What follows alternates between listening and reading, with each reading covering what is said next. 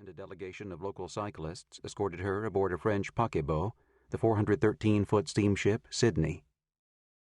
Deeply moved by the outpouring of affection, she wept.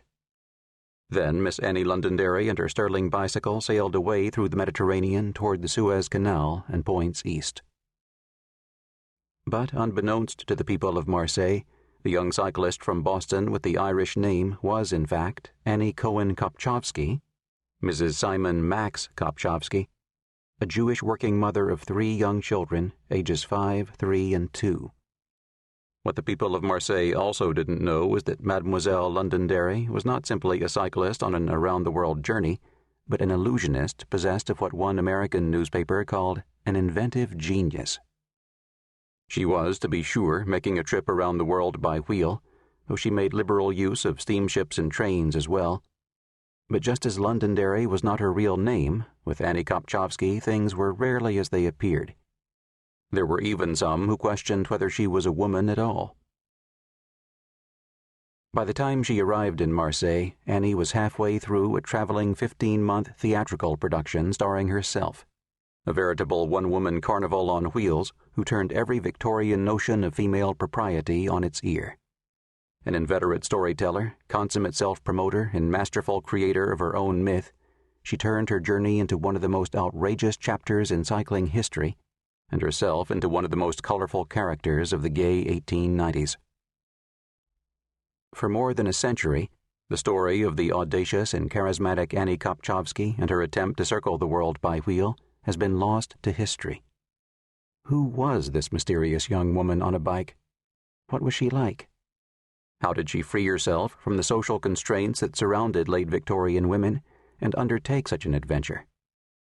Finally, how did an anonymous working-class Jewish mother from the tenements of Boston's West End transform herself into a new woman, the daring, internationally renowned globe-trotter, Mademoiselle Londonderry?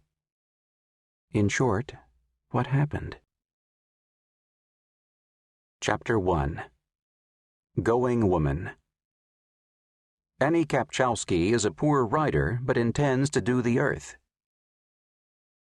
Good health to all, good pleasure, good speed, a favoring breeze, but not too high for the outbound spin. Who rides may read the open secret of earth and sky.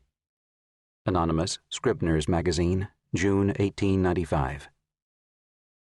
Monday, June 25, 1894, was a perfect day for baseball in Boston. The weather was fair, if somewhat overcast, but the hometown team, the Bean Eaters, was in Louisville to play the Colonels. The big news this early summer day, news carried by telegraph cables to newspapers across the country and around the world, was the assassination the previous day in Lyon of French President Sadi Carnot at the hands of an Italian anarchist.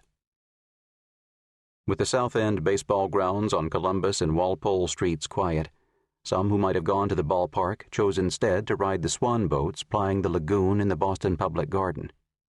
Others sat on benches reading the news from France. Pedestrians strolled along gently curved walkways under the garden's graceful willows.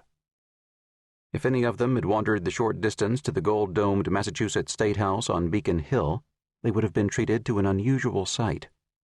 There, at about 11 o'clock in the morning, a crowd of 500 suffragists, friends, family members, and curiosity seekers gathered at the steps to see a young woman about to attempt something no woman had before, an around-the-world trip by bicycle. Annie Cohen Kopchovsky arrived in a barouche accompanied by a friend, Mrs. Obertown, and Mrs. J.O. Tubbs, head of the local chapter of the Women's Christian Temperance Union, WCTU. Her close friends, Pear Stone and Susie Wyzanski, were there to meet her. Governor Greenhalgh was expected to preside over the proceedings, but sent word at the last moment that he could not attend, much to Annie's disappointment, no doubt.